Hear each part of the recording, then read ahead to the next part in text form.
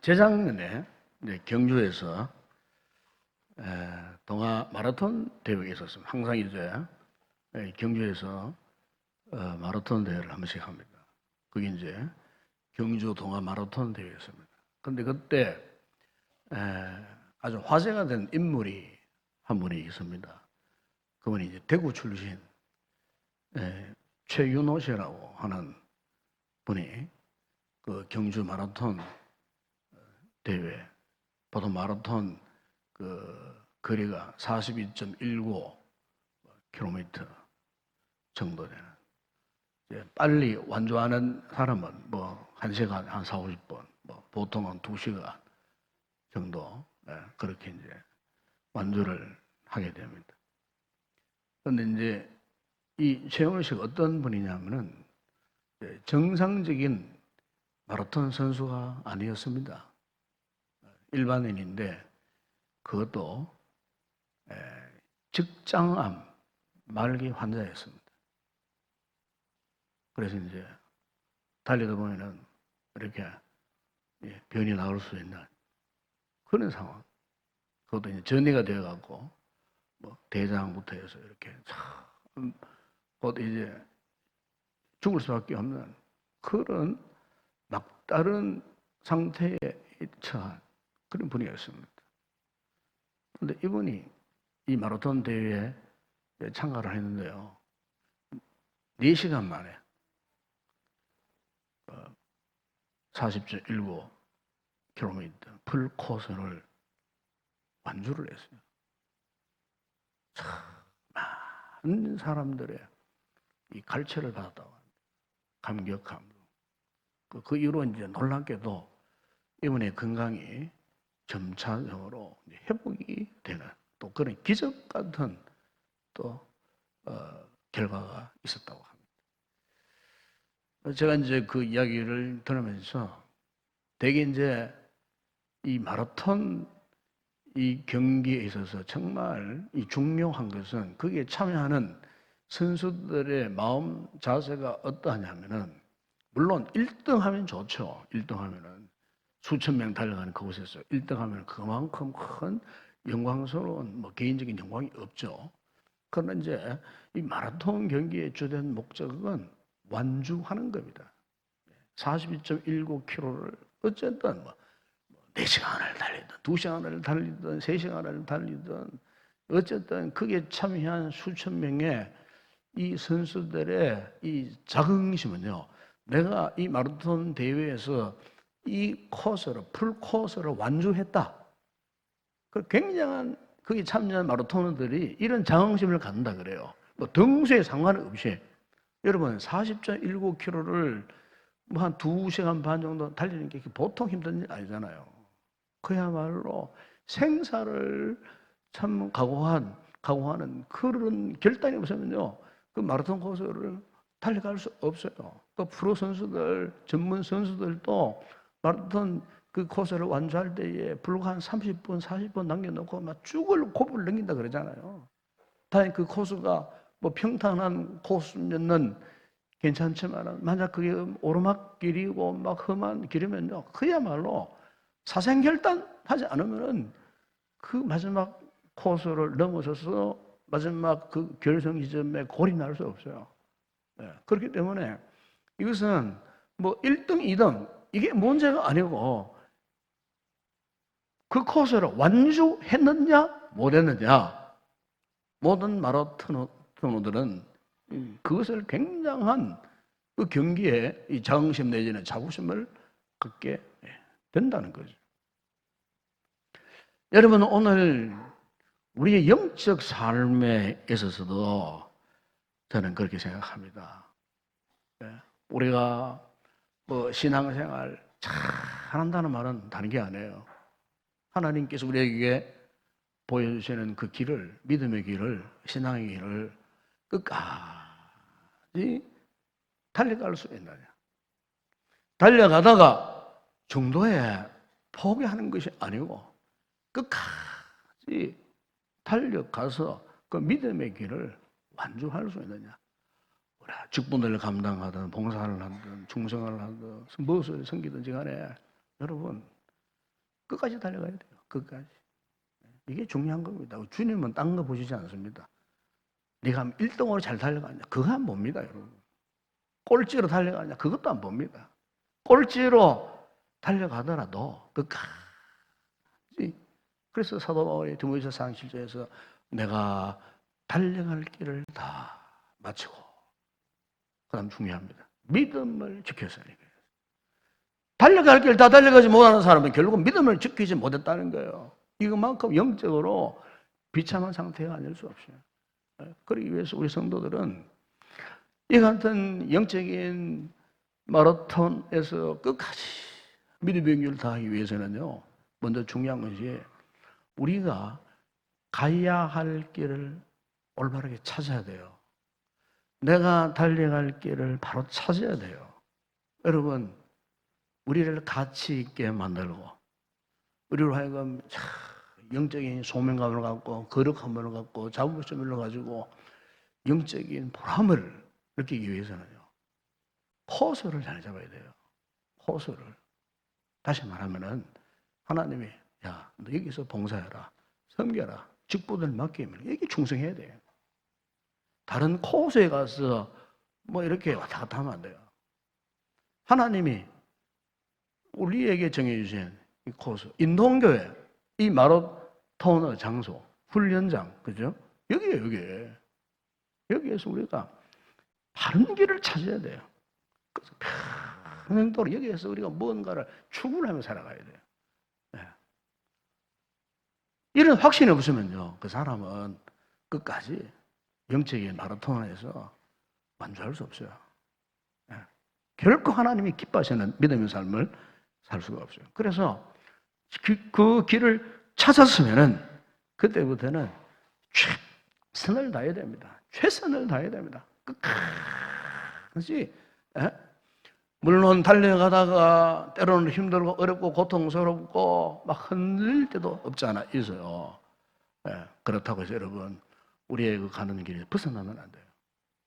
주님은 그걸 보시는 거예요. 우리의 믿음이 건강하냐 건강하지 못하냐 올바르냐 그러냐 하는 그것은 현재 내가 지금 어떤 길에서 어떻게 달려가고 있는 거예요. 그걸 보면 돼요. 그것은 여러분들 스스로 볼 수 있어요. 느낄 수도 있어요. 깨달을 수도 있어요. 오늘 본문에 보면은 한평생 오직 한 길을 달려갔던 한 사람이 나오죠. 바로 선지자 사무엘입니다.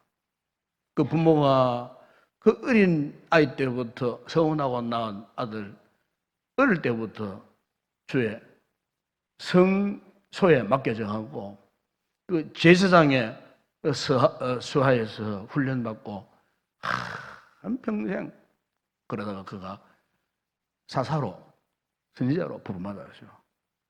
이스라엘의 사사 시대가 약 400년인데 400년 그 사사 시대의 마지막 사사가 누구냐면 사무엘입니다. 사무엘. 이 사무엘이 마지막 사사직을 잘 감당했어요. 평생을 달려가서요. 흔들림 없이 달려가서요. 사사지만은 선지자처럼 하나님 말씀을 계시를 받고 그 말씀을 갖고 백성들을 권면하고 선포하고 때로는 책망도 하고 이렇게 이 사사 시대지만은 하나님이 이 사무엘을 통하였고 그 주시는 말씀을 통해갖고 그 이스라엘 백성들을 다스려갔던 이 그런 시대의 이 주역 인물이 이 사무엘이에요. 사무엘. 그런데 이 사무엘이 이제는 은퇴할 때가 되었어요. 오늘 본문은 그겁니다. 이 사무엘이 은퇴하면서 마지막 이 고별 설교를 하는 겁니다. 마지막 고별 설교를 하면서 이스라엘 백성들에게 마지막으로 아주 간곡히 권면한 메시지 내용이 오늘 우리가 읽고 묵상할 이 사무엘 12장의 이 내용이에요. 그럼 왜 이 사무엘이 은퇴할 수밖에 없었는가? 그것은 1절에 이런 이야기를 합니다. 1절에 보세요. 사무엘이 온 이스라엘에게 이르되 보라 너희가 내게 한 말을 내가 다 듣고 너희 위에 왕을 세웠더니 그랬어요. 그러니까 지금 이제 시대에 변화가 지금 옵니다. 지금까지는 사무엘까지는 사사시대예요. 사사시대. 이 사사시대는 그 정치 제도가 어떤 형태냐면은 신정정치예요. 즉 하나님이 사사를 통해서 이스라엘 백성들을 직접 다스려 가시는 신정정치였어요. 그런데 이제 이 신정정치에서 이제 이스라엘 백성들이 하나님의 다스림을 받는 신정정치에 막 이제는 막 매력을 느끼지 못한 채 우리도 저 가나안 내 다른 족속들 블레셋이나 암몬 족속 이런 족속들이 자신들의 왕을 세워갖고 그 왕의 통치 권력 구조 안에서 저 이방 세력들이 저렇게 강력하게 성성장구하고 있구나. 이걸 보고 어느 날 사무엘에게 찾아온 거예요. 우리도 왕을 세웁시다. 왕을 세웁시다. 그런데 그들이 왕을 세워갖고 강력한 국가를 조직해가지고 우리도 저 이방 민족들이 저렇게 성성장구하는 것처럼 우리도 그렇게 좀 살아봅시다. 매가지 고리따분하게 맨날 여호와의 말씀이 어떠하고 여호와의 말씀이 또 무엇을 명령하시고 또 여호와의 말씀이 무엇을 행하라고 하고 여호와의 말씀 앞에 또 순종해야 되고 이게 뭐냐고. 우리도 인간 왕을 세워갖고 왕이 주도하도록 왕이 주도권을 갖고 왕이 이 나라를 다스려가는 그런 체제에 우리가 살고 싶다. 이것은 완전히 하나님을 배역하는 불순종의 역사였어요. 불순종. 그때 이들이 몰랐어요. 이것이 하나님을 거역하는 불순종임을 몰랐다 그 말입니다. 어쨌든 하나님께서 이들의 강력한 요구를 들으시고 자 그렇다면 너희들 소원대로 왕 한번 세워봐라. 인간 왕 한번 세워봐라. 하나님 의도는 그런 의도였어요. 너희들이 그렇게 원하는 인간 왕 만들어갖고 세워갖고 왕정 정치 한번 해봐라. 사무엘을 불러줘요. 한 사람 택하고 기름 부음을 해라. 그래서 택한 받은 사람 누굽니까? 사울왕 아닙니까? 사울왕. 그리고 왕정 정치는 한마디로 이겁니다. 인간이 다스리는 나라예요. 인간이 다스리는 나라. 인간이 주도하는 그 나라. 그러니까 보세요. 하나님의 백성들이 하나님의 간섭받고 하나님의 지배받고 하나님의 인도를 받아야 할 하나님의 백성들이 이제 하나님의 인도가 징그럽다는 거예요. 한마디로 말하면. 이제 막 사람, 정말 좋은 사람, 인물 잘생긴 사람, 힘 있는 사람, 정치력 있는 사람, 이 사람 왕으로 삼고 그 사람 수하여서 그 사람 그늘 아래서 한번 살고 싶다. 자, 여러분 위험한 모습이 아닐 수 없습니다. 위험한 모습. 우리 성도들이 믿음의 삶을 살다가 끝까지 믿음으로 살아야 되지. 어느 한순간에 자기 생각 앞서고 인간적인 방법 앞서가지고 한번 해보세요. 그러면 그분의 삶은 참 위험천만합니다. 위험천만합니다. 성도는 하나님의 뜻대로 살아야 돼요. 믿음으로 살아야 돼요. 그분의 손에 붙들려 살아야 돼요. 자기의 잔재주, 뭐 어떤 돈의 힘, 권력의 힘, 지식의 힘, 인간적인 얄팍한 자신의 그런 힘을 의지해서 살면 실패합니다, 여러분. 반드시 실패합니다. 우리가 가야 할 길이 있지 않습니까, 여러분? 그것은 믿음의 길이에요, 믿음의. 그래서 오늘 여기 이스라엘 백성들이 마치 이런 모습이었어요. 이랬을 때에 이 사무엘이 아주 몇 가지 중요한 권면을 합니다. 그 먼저 하나가 뭐냐면은 너희 사울왕뿐만 아니고 너희 모든 백성들은 결코 하나님을 잊어버리면 안 된다. 하나님을 기억해라. 그래서 6절에 보세요. 보면은 사무엘의 백성이 이르되 모세와 아론을 세우시며 너희 조상들을 애굽 땅에서 인도해내시니라. 여호와시는 그 조상들이 어떻게 애굽 땅에서 살았고 어떻게 애굽 땅에서 이끌려 나왔는지 자유하는 삶을 살았는지 그들 이끄는 이가 누구냐? 바로 여호와시니라 하나님이에요. 네. 여러분 8절 보세요. 8절에 보면 이렇게 말씀합니다. 또 야곱이 애굽에 들어간 후 너희 조상들이 여호와께 부르시며 여호와께서 모세와 아론을 보내서 그 두 사람으로 너희 조상들을 애굽에서 인도해내어 이곳에 살게 하셔서 그 8절에 보면 너희 조상들이 어떻게 해요? 누구께 부르짖었다고요? 여호와께 하나님께 부르짖었다. 하나님. 10절에도 그런 말이에요. 10절에 보세요. 백성이 여호와께 부르짖으되 우리가 여호와를 버리고 바알들과 아사를 섬김으로 범죄하니 그 여호와께 거기 보면은 여호와께 부르짖었다 그래서 즉 하나님께 부르짖었다 그래요. 여러분 하나님께서 우리 성도들에게요 영적인 안전 장치를 두셨어요. 여러분 우리 자동차를 이렇게 타보면은 자동차를 운전석에 특히 이제 조수석에 마찬가지입니다만은 이제 차를 타면 제일 먼저 뭘 합니까? 우리 시동 걸겠죠. 시동. 시동을 걸기 전에 제일 먼저 해야 할 게 하나 있죠. 뭐죠? 안전벨트 착용을. 안전벨트. 요새는 차마다 다 그래요. 안전벨트를 안 하고 시동 어떤 차는 시동 안 걸립니다. 시동이 안 걸려요. 안전벨트 안 했는데 시동이 안 걸려요. 그거 외제차 제가 한번 타보니 그렇더라고요. 안전벨트 조수석에서 안 해. 시동이 안 걸려. 안전벨트를 해야 시동이 부릉부릉 걸려요. 이 국산차는 그나마 좀 괜찮아요. 시동은 걸려요. 그런데 안 하고 가보세요. 계속 뺑뺑뺑뺑뺑뺑 비상벨을 뺑뺑뺑 하라고 시끄러워 갖고 나중에 해야 돼. 시끄러워 갖고도 왜 그런 줄 아십니까? 그게 운전자를 보호하고 지는 이게 안전장치예요. 그래서 안전벨트를 하면 사고가 나도 죽을 상황에 안 죽고 거기 다칠 상황에 작게 다치고 그래서 안전벨트는 생명벨트라 그래 말하지 않습니까? 네.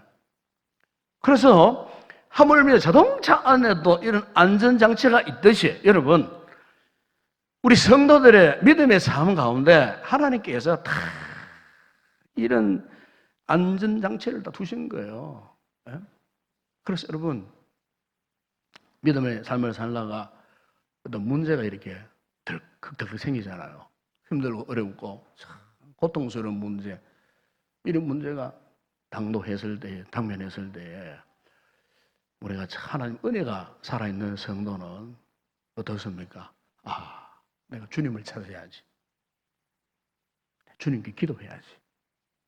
이 안전장치가 정상적으로 작동하는 상태요. 그 사람은 문제가 생길 때 하나님을 찾아야지. 내가 주의 성전에 가서 기도해야지. 이게 하나님 나에게 기도하라는 영적인 신호구나. 이 스스로가 깨달아요. 그런 분들은 영적인 안전장치가 정상적으로 지금 작동하고 있다. 여러분 어떻습니까 지금?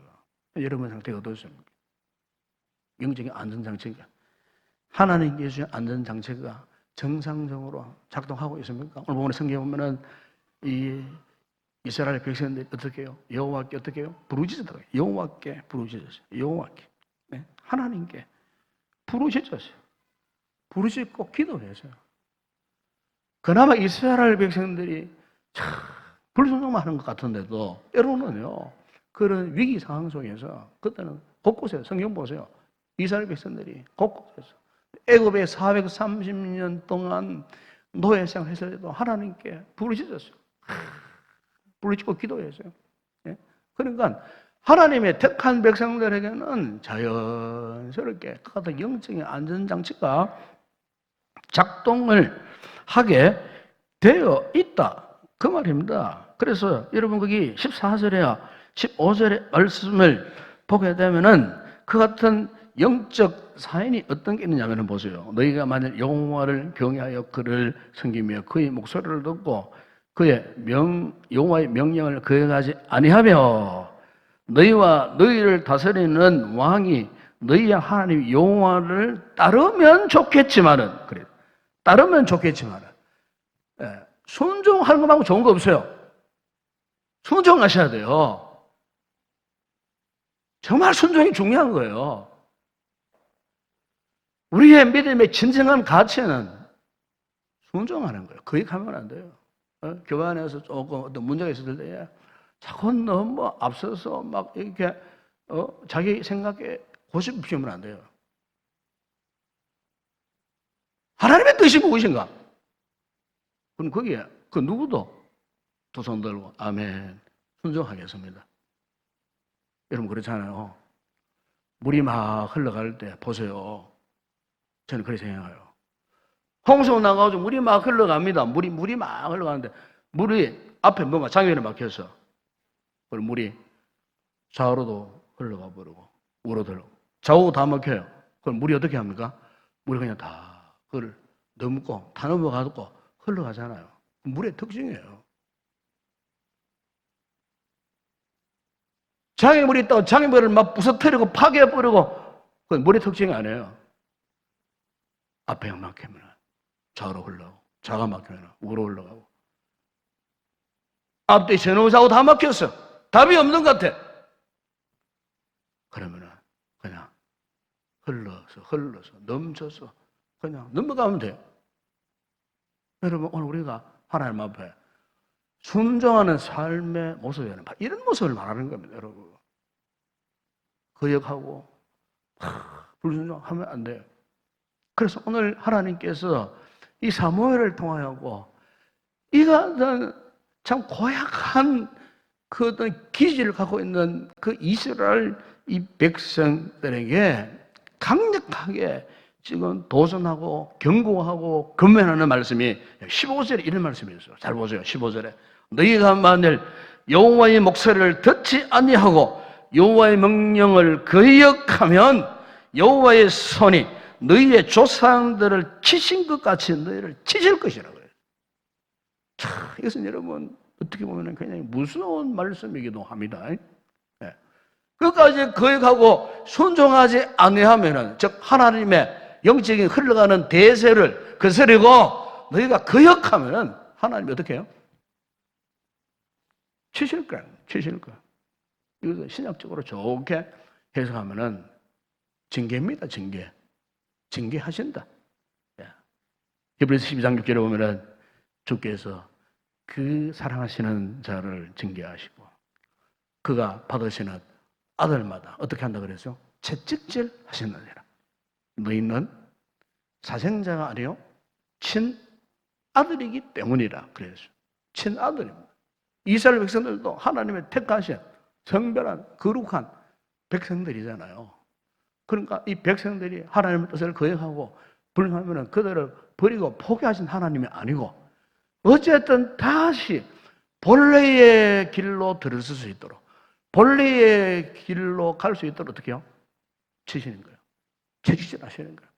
징계를 하시는 거예요. 여러분 우리가 집을 지을 때 보세요. 집을 지을 때에 어떤 콘크리트 이 기둥을 만들 때 제일 먼저 어떻게 합니까? 그 안에 이제 철근이 들어가요. 철근이 들어가고 막 그다음에 그 부집을 또 만들어 가지고 어떻게 마지막에 어떻게 합니까? 그게 막 콘크리트를 막 붓잖아요. 콘크리트를 다 붓고 마지막에는 이제 내부 장식을 딱 합니다. 근데 겉으로 볼 때는 안에 게 안 보여요. 그런데 그 집을 유지하고 있는 것은 사실 철근도 철근이지만은 이 콘크리트가 그 부집에 다 들어가가지고 그것을 견고하게 감싸고 있는 거예요. 눈에는 안 보여요. 그게. 보입니까? 눈에 안 보입니다, 지금. 콘크리트가 다 안에 뭐가 다 눈에 안 보여요. 그런데 알고 보면 이 집을 유지하는 것은 콘크리트입니다. 콘크리트. 여러분 하나님께서요 똑같아요.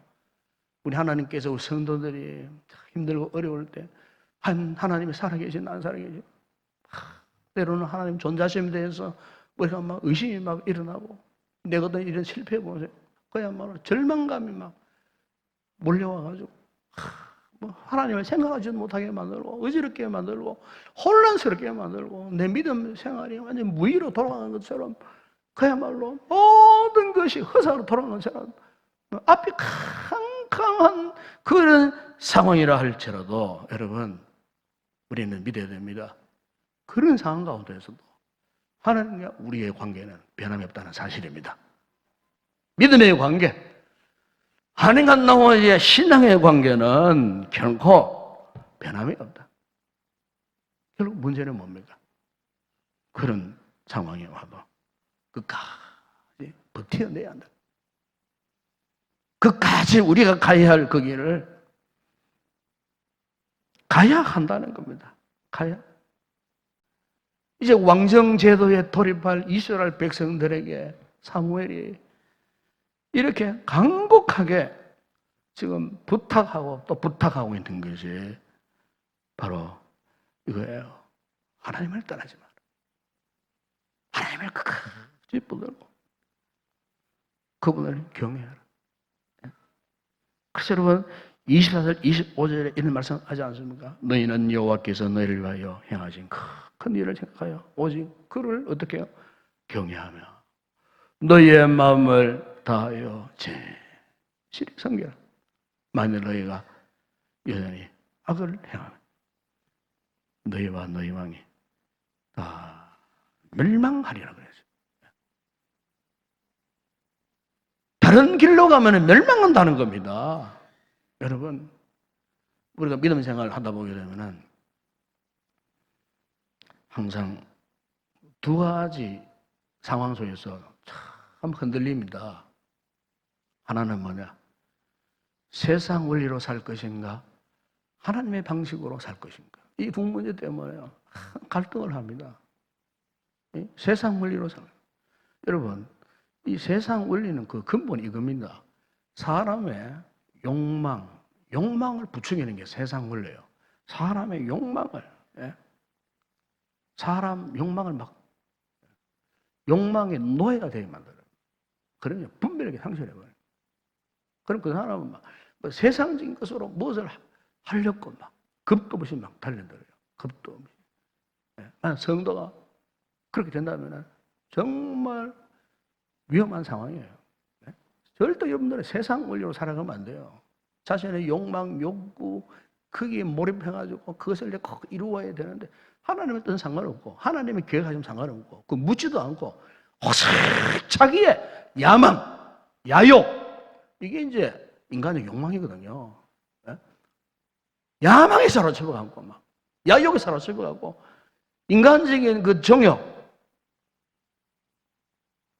육신의 저욕, 안목의 정욕, 이생의 자랑 거기에 사로잡혀가고 그것을 이루기 위해서 여러분 그것은요 세상 원리요. 세상 사람들은 그래 살아가도 잘 삽니다. 잘 삽니다. 아무 탈 없이 잘 삽니다. 그러나 우리가 만약에 그래 살아보세요. 아까 말씀하셨죠? 하나님이 채찍을 내신 거예요. 하나님의 방식은 자기 욕망을 오히려 죽이는 거예요. 내가 나를 쳐서 복종케 하는 거예요. 우리가 하나님 앞에 진정한 믿음의 삶을 사는 방법이 이거예요. 내 육신의 욕구를 쳐서 죽이는 거예요. 왜 죽여야 됩니까? 내 욕망이 죽어야, 욕심이 죽어야 비로소 하나님의 뜻이 보여요. 하나님께서 나에게 오시는 그 길이 보인다니까요. 믿음의 길이 보인다니까요. 내가 살 수 있는, 내가 회복할 수 있는 길이 보여요. 내가 다시 정화할 수 있는 길이 보인다니까요. 내 욕구가 살아있는데, 욕망대로 살려고 하는데, 어떻게 하나님의 그 같은 길이 보일 수 있겠느냐. 그 말이에요. 그래서 사무엘이 지금 이스라엘 백성들에게 이것을 지금 강력하게 지금 말씀을 하면서, 그래도 이들이 믿지 못할까 싶어갖고, 자, 내가 너희들에게 하나님이 살아계심을 내가 똑똑하게 보여주겠다. 이래도 믿을래? 안 믿을래? 뭐 이런 표현입니다. 쉽게 말하면은 그렇게 하시면서 여러분 16절 이하 18절에 보세요. 예? 오늘 말씀 참 재밌는 말씀이고 아주 의미 있는 말씀이에요. 예? 여기 보시면은 영적으로 이렇게 오합지졸 무식한 이 이스라엘 백성들을 어쨌든 이제 왕정대도에 들어가서 끝까지 하나님을 믿고 신뢰하고 따라갈 수 있도록 하기 위해서 사무엘이 하나님께 부탁을 드립니다. 저 기도했다 그 말입니다. 기도합니다. 예. 기도했는데 하나님께서 그 기도를 들으시고 그들 목전에서 역사하신 하나님 17절에 보세요. 밀 베는 때입니다. 이 밀 베는 때는 언제냐면은 이스라엘 지형으로 볼 때는 건조기입니다. 건조기. 비가 전혀 안 오는 거예요. 왜? 밀을 이렇게 이제 추수하기 위해서 비가 오면 안 돼요. 예? 건조기에. 그러니까 이때까지는 밀 베일 때 비가 온 적이 없었어요.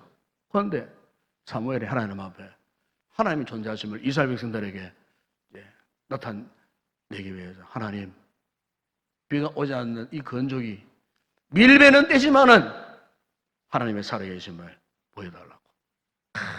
그가 기도했어요. 보면 여호와께 아랬다 말을 안 합니까? 그런데 여호와께서, 하나님께서요, 갑자기 우레와 비를 내려주셨어요.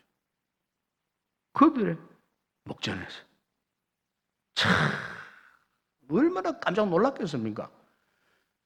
기도하자 말자 막 우레가 번개가 막 치고 막 구름이 막 몰려와가지고 막 갑자기 아무도 그런 역사가 없었는데, 사무엘의 기도가 끝나자 말자 하나님께서 사무엘의 기도를 들으시고 그 땅에요, 밀배는 그 시기에 막 비를 막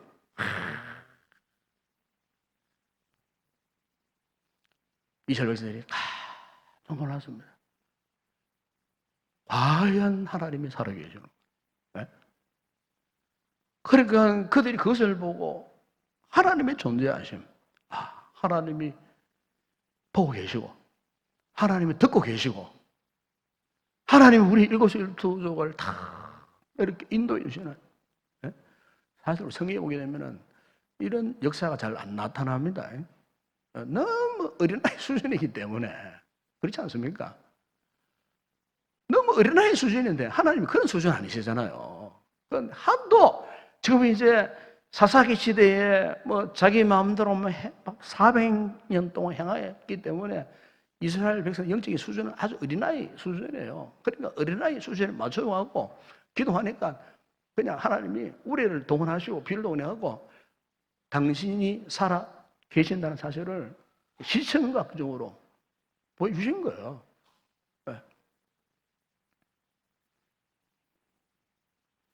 그랬을 때 그들이 반응이 나타났죠. 반응이 19절에 보세요. 19절. 모든 백성이 사무엘에게 이르되 당신의 종들을 위하여 당신의 하나님 여호와께 기도하여 우리가 죽지 않게 하소서. 우리가 우리의 모든 죄에 왕을 구하는 악을 더하였나이다. 악을 더하였나이다. 비로소 이들이 왕을 구한 것이 죄임을 깨닫게 되었어요. 죄임을 깨닫게 되었어요. 그러면서 이제 사무엘 오늘 본문에 보시면은 세 가지를 약속하면서 고민을 합니다. 첫 번째 하나가 뭐 20절에 보세요. 너희들은 우레를 두려워하지 말고 하나님을 두려워해야 된다. 하나님을 두려워하라. 하나님을 너희 마음을 다하여 섬겨라. 두 번째는 사무엘 자신도 이스라엘 백성들이 약속을 합니다. 그게 뭐냐면은 23절 아닙니까? 나는 너희를 위하여 기도하기를 쉬는 죄를 여호와 앞에 결단코 범하지 아니하고 선하고 의로운 길을 너희에게 가르치실 것이죠. 왕이 세워졌지만은 사무엘은 끝까지 자신의 갈 길, 곧 이스라엘 백성들을 말씀의 정도로 인도하는 이 사명을 감당하겠다. 그러기 위해서 나는 결단코 하나님 앞에 기도하기를 쉬는 죄를 범하지 않겠다. 계속해서 기도하겠다. 그 약속을 했어요. 그리고 세 번째로 24절에 보면은 너희는 여호와께 너희를 위해 행하신 그 큰 일을 생각하여 오직 그를 경외하고 너희 마음을 다하여 진실의 성경, 즉 하나님을 사랑하라는 말씀 하겠죠. 하나님을 사랑해라. 그러니까 말씀을 정리하면 이겁니다. 하나님만 의지하고 말씀에 순종하고 그리고 기도하고 사랑하라. 여러분, 오늘 우리가 가야 할 믿음의 정로가 바로 이 길인 줄로 믿습니다. 이 길을 가야 되는데, 이 길을. 어떤 인생의 문제 앞에 있는 성도가 있습니까? 지금 실패의 좌절 속에 있는 성도가 있습니까? 절에 그걸 포기하면 안 됩니다. 끝까지 가야 돼요. 그분을 의지하고 그분을 바라보고.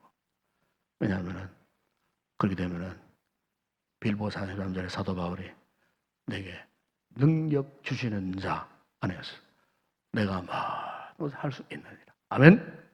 내게 능력 주시는 자 안에서, 즉 나에게 은혜 주시는 자 안에서 그 모든 거 다 이룰 수 있는 거예요. 내 힘으로 되는 것 아니고 그분의 은혜로, 그분의 능력으로 되는 일이라 그 말이죠. 여러분의 모든 인생의 모든 문제 주님께 다 맡기시기를 바랍니다. 예, 그분을 바라보시고 마음에 변질되지 마시고 끝까지 믿음의 정로, 그분의 다스림을 받고 모든 어려운 환경을 돌파해서 하나님 주신 이 놀라운 축복, 그 은혜를 누리는 그런 복된 선물 다 되시기를 주의 이름으로 축원합니다.